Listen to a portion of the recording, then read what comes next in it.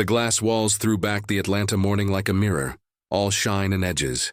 Inside, polished cars sat under white lights, the kind of lights that looked like money. A man in a navy suit brushed a fingerprint from a hood with a cloth that had never seen dirt. Laughter floated from a knot of salesmen near the espresso machine, low and smooth, the kind of sound that said they felt at home here. The door hissed open and a breeze followed a woman in, carrying city heat and something calmer, a steady kind of confidence that didn't ask for permission. "Good morning," she said, smiling as she stepped onto the showroom floor. Her voice was even, unhurried. She wore a soft blue dress and flats that meant business, not performance. She walked like someone who had learned long ago to make space for herself. Her name was Dr. Alana Brooks, but nobody knew that yet. The receptionist glanced up, then down again, her smile thin. "Welcome to Crestview Motors. Our pre-owned section is around the side," she said. Not unkind, but not really looking. "I'm in the right place," Alana answered, still warm. "I'd like to see the Aston Martin Vantage.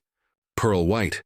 The receptionist blinked, surprised, then pointed toward the center of the floor where a white coupe gleamed like a promise. "One of our associates will assist you." Alana walked toward the car slowly, letting herself feel the curve of the body with her eyes before her fingers traced the line along the door. Light, respectful, like greeting an old dream. "Beautiful," she murmured.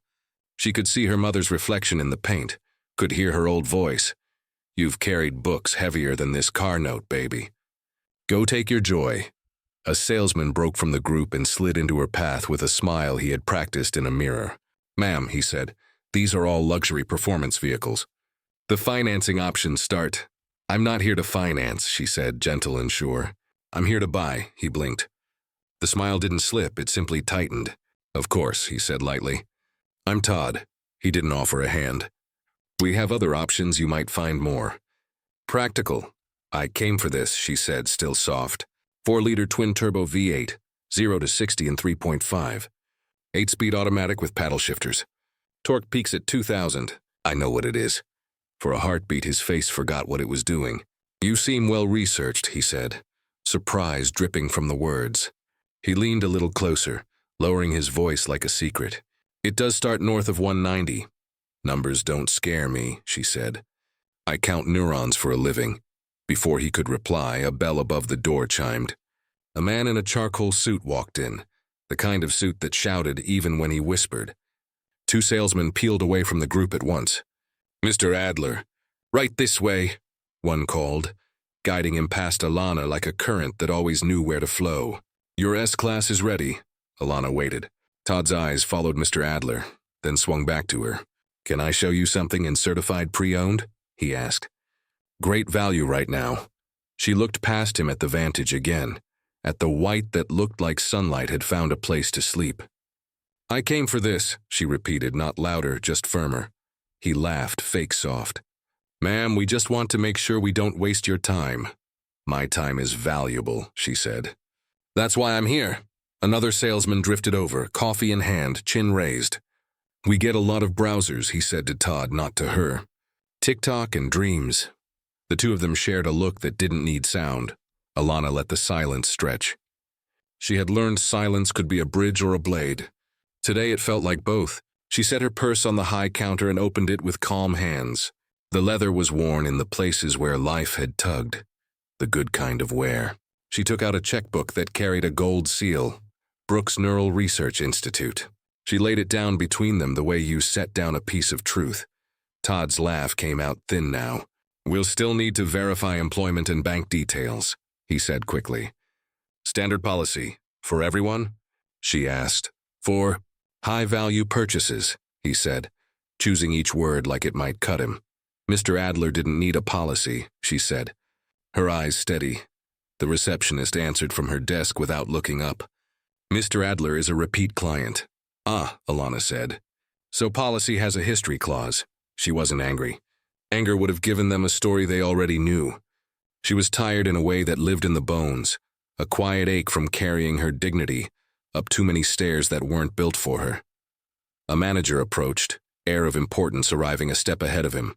"I'm Wallace," he said, offering a smile so careful it could crack. If you'd like, I can arrange a tour of our pre-owned selection, Dr. Brooks, she said. And no, thank you. I came for the Vantage. He nodded as if he was listening to a child describe the moon. Of course.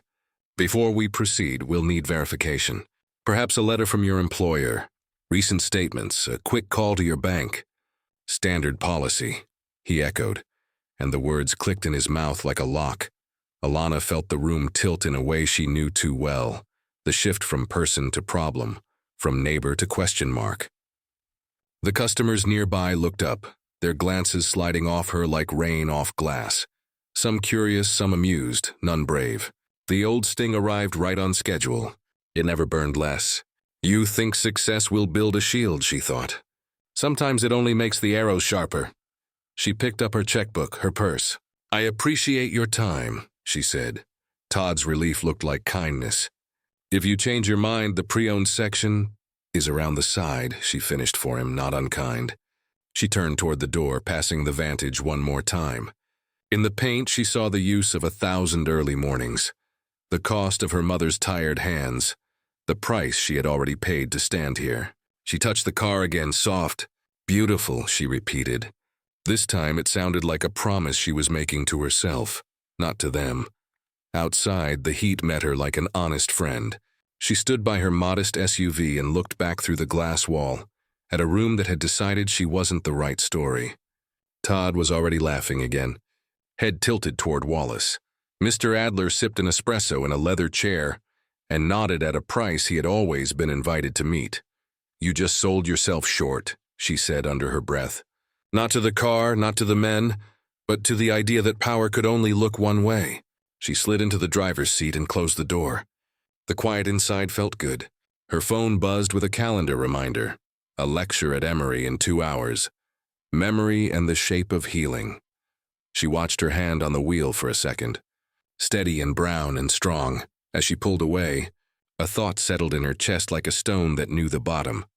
I don't want revenge. I want reflection. I want them to see what they refuse to see. Traffic folded around her, and she let the city carry her forward. The skyline rose like a row of teeth. The road hummed under the tires. She thought of calling her mother, of hearing that voice that had lifted her over every fence. She thought of the girls who had lined up for photos after her last talk, eyes bright, hands shaking, asking how to be brave in rooms that didn't clap for them. At the light, her phone lit with a name, Jordan. She hesitated, then answered on speaker. I was just thinking about you, he said, reporter's instincts smiling through the line. How'd the dealership go? They made a choice, she said. And so did I. Do I need a notebook? He asked quietly. Maybe, she said. Her voice found a new balance as the light turned green. But not for anger. For accountability, say when, he replied. She turned onto Peachtree, the city opening ahead like a book she knew by heart. The hurt was still there, but it wasn't alone. Something else stood up next to it, tall, clear, steady. She didn't need to raise her voice. She would raise the mirror. And when she set it down in that showroom, she wanted every person in it to finally see themselves. The afternoon sun flashed on the hood, and she smiled without showing teeth. Tomorrow, she said to the empty car, to the road, to herself. Tomorrow we correct the record. Night pressed against the windows like a heavy thought. Alana sat at her desk, the soft lamp turning her diplomas into pale rectangles on the wall. The room smelled faintly of tea and printer ink. On the bookshelf, a photo of her mother at a kitchen table watched over her. The woman in a thrifted blouse, hands folded, eyes bright with a quiet dare to the world. Alana opened her journal and let the pen find its own path. Intelligence doesn't shield you from ignorance, she wrote. Power doesn't silence prejudice, but exposure can. She stopped, swallowed, and added, I felt 12 again today, then 36, then ageless. The words steadied the tremor in her chest. She set the pen down, her phone buzzed once, then again. You sure you want to let this go? Jordan texted. She typed back, No, but I'm not looking to burn the place down. What are you looking to do? Hold up a mirror, then say when. She stared at the screen long enough for the dots to come and go. Tomorrow morning, she sent. I'll handle the words. You handle the receipts. She closed the journal and called her mother. The old woman's voice arrived like comfort wrapped in humor. "You sound like you're holding your breath, baby." "I went to buy the car," Alana said. "They tried to sell me my place instead." Silence hummed, soft but not empty. "Did you give it back to them?" "Not yet." "Then sleep," her mother said. "Tomorrow let your yes be yes and your no be no. Dignity does not chase. It stands." Alana smiled into the quiet. "I hear you." She hung up, set 2 alarms, and let the city's hum settle into something like rest. Morning snapped open clean. Sun slid down the glass towers like it belonged there. She dressed in a navy suit that fit the way decisions fit when they are already made. At the door she paused, touched the photo again, and whispered, "Stand with me." Then she stepped into the day. Jordan met her outside Crestview in a simple gray shirt, no press badge, phone in hand. "You ready?" He asked, not for drama, but for truth. "I was ready yesterday," she said. "Today I'm organized." A third figure crossed the sidewalk toward them. A woman in a charcoal blazer, hair pinned clean, eyes sharp. "Naomi Chen," she said, offering a card and a calm smile. "You reached out last night. I asked a few questions. I think you're right. This isn't about a car. It's about a pattern," Alana replied. Naomi nodded. "Let's change it." They walked in together. The door hissed the same way it had yesterday, but the air didn't feel the same. Todd spotted them first. His smirk tried to form and then thought better of it. "Back for another look?" he asked, too loud, as if volume could make yesterday vanish. "No," Alana said, stopping at the counter where he had measured her the day before. "Back for a correction." Mr. Wallace glided over, smile polished and brittle. "Good morning. How can we help you today?" "You can begin by pulling the security footage from my visit yesterday." She placed Naomi's card on the counter, her tone steady. "This is my counsel. She'll request it formally if needed." Wallace's smile faltered a millimeter. "Our footage is for internal use." "Which is perfect," Naomi said evenly. "Because your internal use yesterday supported external discrimination." "We'll need the audio as well." Todd cleared his throat. "Ma'am, there must be a misunderstanding." "There was," Alana said.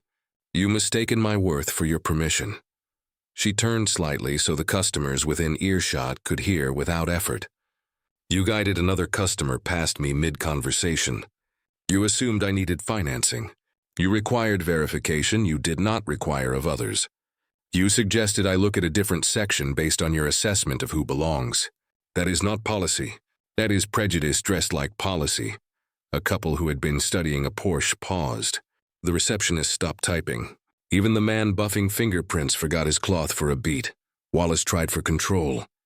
"Dr. Brooks, we apply the same standards to every—" Jordan shifted on his feet and, with a soft chime, began playing a clip on his phone. Yesterday's laughter floated from the speaker, followed by Todd's voice. "Pre-owned might be more in line with—" Then the receptionist's line about browsers. The sound wasn't loud. It didn't have to be. Wallace's eyes flicked to the sound, then to Naomi. "Recording isn't allowed on our premises." "Good thing this was recorded from the sidewalk," Jordan said. Amazing what glass walls let through. Before Wallace could gather a reply, a man in a dark suit stepped out from an office near the back, expression tight as a closed fist. "I'm Daniel Chen," he said, voice lined with authority worn from use, not from show. "Regional Director." He looked at Naomi's card, then at Alana's face like he was reading a page he didn't want to mispronounce. "Dr. Brooks, I received your email and counsel's notice this morning." Wallace straightened. "Mr. Chen, You were just losing a customer and something larger," Chen said, gaze cutting without heat. He turned to Alana. "On behalf of the company, I'm sorry for how you were treated. That isn't who we say we are. Today we will find out if it's who we are." He faced the staff. "Pull yesterday's footage now." No one moved. "Now," he repeated, not louder, simply undeniable. The receptionist rose and disappeared into a side door. Todd tried to make himself smaller without bending. Wallace forced a smile that had nowhere to land. "While we wait," Chen said, "I'd like to be clear. We do not require bank calls at inquiry. We do not route customers by appearance. And we do not abandon one conversation for another because we recognize a last name." He looked at Todd. "Do we?" Todd swallowed. "We." Try to prioritize known buyers. Known to whom? Alana asked, the question light as air and heavy as a gavel. A printer spat pages somewhere in the back, frantic as a pulse. The receptionist returned with a tablet, eyes uncertain. Chen took it, scrolled, listened, his jaw setting. When he finished, he handed it to Naomi without ceremony. "You'll get a copy," he said. "And HR will get 2 suspensions effective immediately pending review." Wallace's smile broke. "Mr. Chen, surely a warning." "This is the warning," Chen said. "To everyone on this floor." Silence gathered, and then settled. Alana didn't move. She did not lift her chin or gloat. She simply let the moment be what it was. Consequence, taking a seat at a table that had never set a place for it. Chen turned back to her, posture less defensive now, more human. "What would you like us to do to make this right, Dr. Brooks?" Alana looked at the white coupe catching morning in its paint. Yesterday it had been the goal. Today, it was only a prop in a larger scene. "You can start by changing your training," she said. "Not the slideshow, the culture. Write policy that protects people, not image. Tie bonuses to equity metrics, not just sales. And stop calling bias a misunderstanding. It is a decision." Chen nodded once, as if agreeing with something he had already been trying to teach a different room. "We will. I'll send you the plan by week's end." "And the 2 who showed me the door?" she asked. "They won't be the ones greeting anyone for a while," he said. "If ever again." Todd glanced at the floor. Wallace stared at a spot on the glass that did not exist. Alana exhaled, and the breath felt like more than air leaving. It felt like weight. "I accept the apology," she said, "but it isn't mine alone to accept." She turned slightly, voice still gentle. "There are a lot of people who will never walk back in here. People whose money spends the same but whose faces have been told no in 100 quiet ways. Make it safer for them than it was for me." "It will be," Chen said. "And for what it's worth, thank you for not letting this slide." "I don't do slides," she said, a small smile finally touching her mouth. "I do data." A laughed breath rose and fell around the room, soft and real. The tension loosened just enough to let movement back in. Chen extended a card. "If you'd still like to spec a Vantage, our Midtown store would be honored to earn your business. No theater, just service." She took the card, not as a prize, but as a note taken. "I'll think about it," she said. Jordan stopped recording. Naomi closed her notebook. "You were precise," she murmured to Alana as they turned toward the door.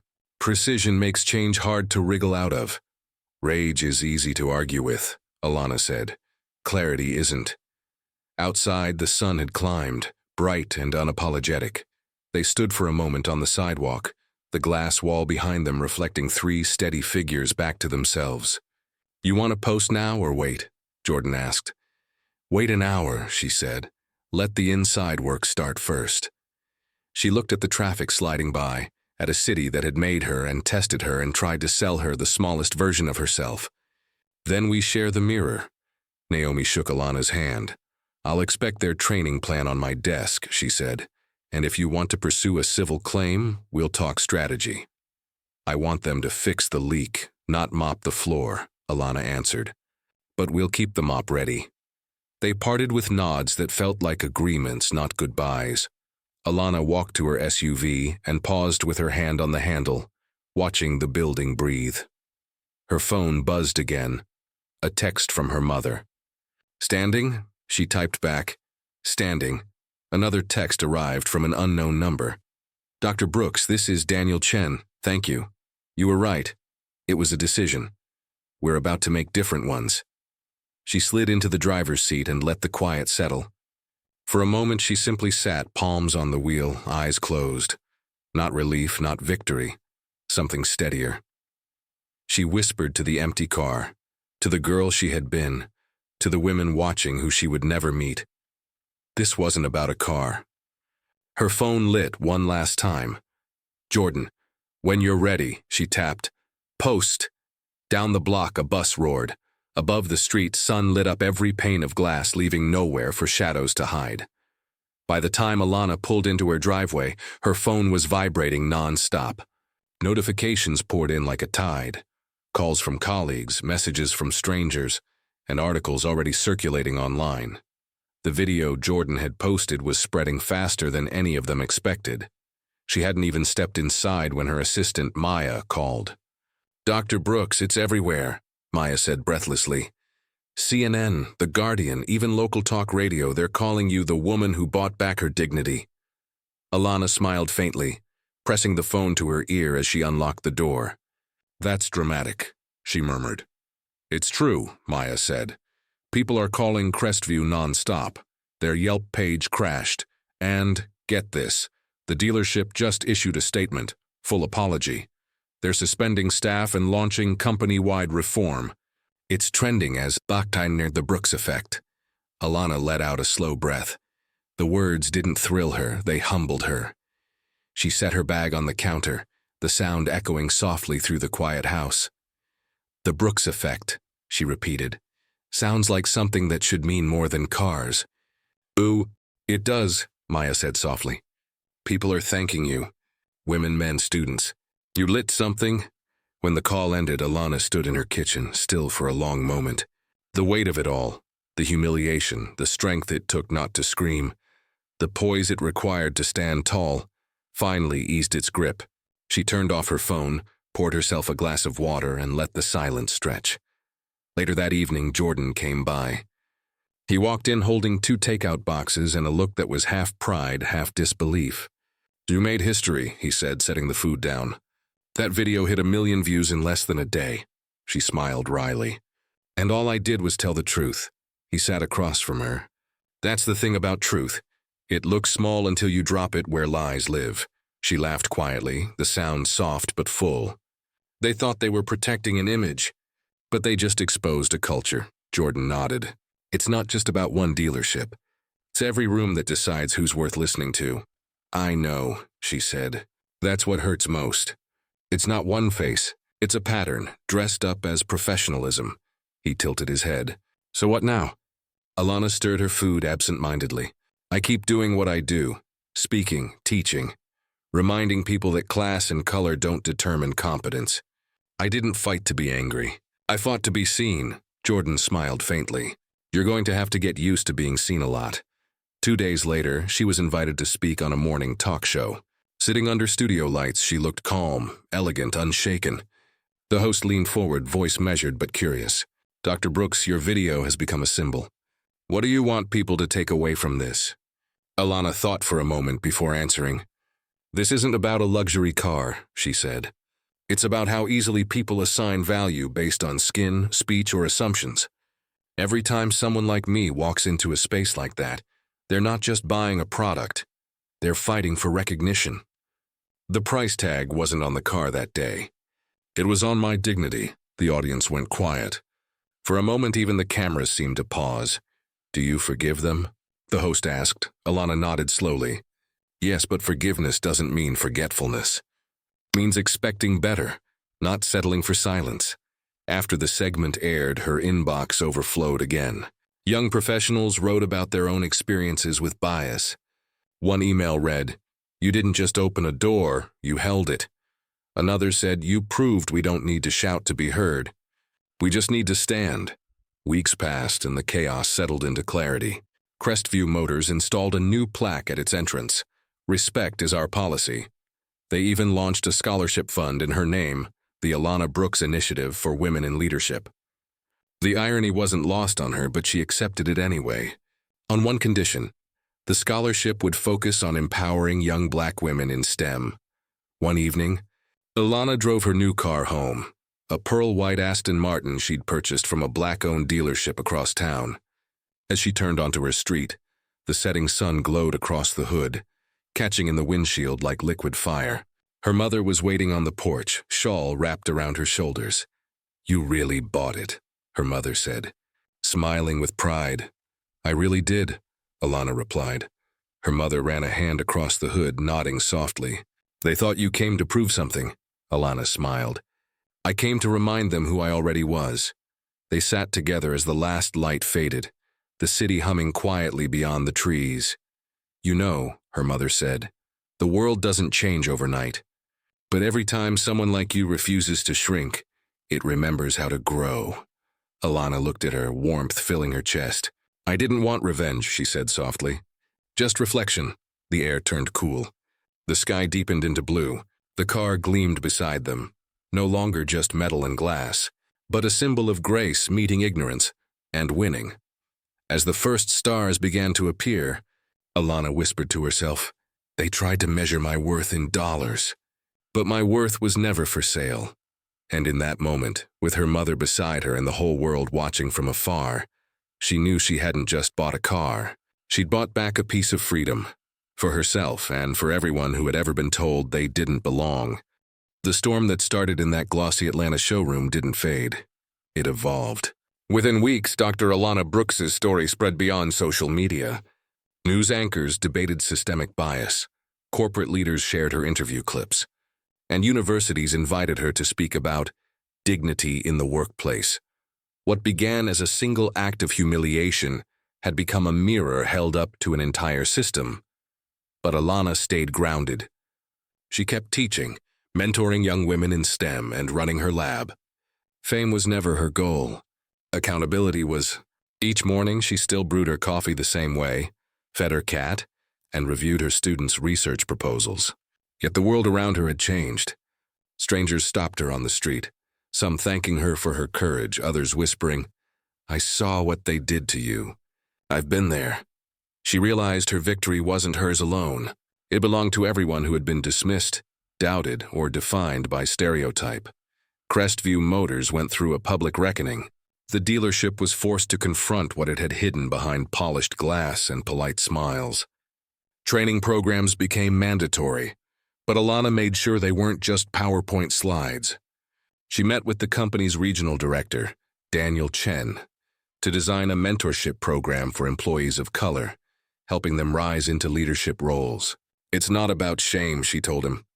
It's about structure. Change the structure, and respect follows naturally.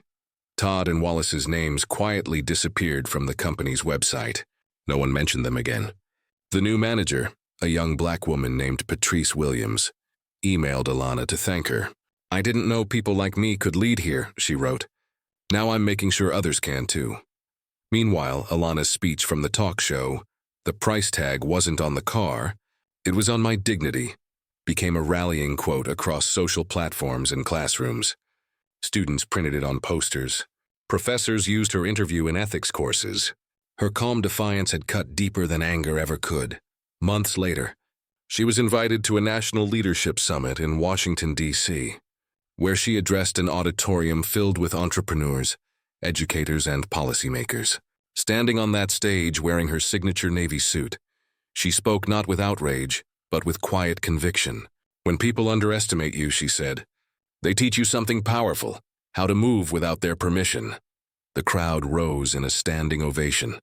But Alana simply bowed her head, grateful yet humbled. After the event, she returned home to find her mother waiting with homemade peach cobbler, the smell filling the kitchen. They ate together in comfortable silence until her mother said, You didn't fight with your fists. You fought with your presence, Alana smiled. That's all I ever wanted, to show that strength doesn't need to shout. Her life settled into a new rhythm, quieter but fuller. The Aston Martin gleamed in her driveway, not as a trophy but as a reminder. Sometimes she drove it through the city with the windows down. Her playlist full of Nina Simone and Lauryn Hill, songs about freedom, resilience, and the long road toward equality. One evening, she stopped at a red light and caught sight of a young black girl in a passing car staring at her, eyes wide with awe. The girl waved shyly. Alana smiled and waved back. In that brief moment, she understood the weight and worth of visibility, that being seen could be a revolution all its own. Later that night, she wrote her final journal entry about the experience. Prejudice is loud, she wrote, but dignity is louder. Yesterday, they tried to humiliate me. Today, they helped me teach a lesson no policy could erase. Outside, the city lights shimmered across her car, the same one that had started it all. She sat on the porch beside her mother, the air warm and still. The neighborhood children's laughter carried through the street, unbroken this time. They called me a browser, she said quietly, smiling at the memory. They were right. I was browsing for the truth. Her mother chuckled softly. And did you find it? Yes, Alana replied. It was never on their lot. It was inside me all along. The wind rustled the trees, and for the first time in a long while, Alana felt peace. Not because justice had been served perfectly, but because she had reclaimed something priceless, her voice, her grace, and her place in a world that finally had to look twice. As the night deepened, her mother leaned back, eyes half closed. They thought you came to buy a car, she murmured. You came to buy a change, Alana smiled at the stars. And they'll never underestimate the price of that again.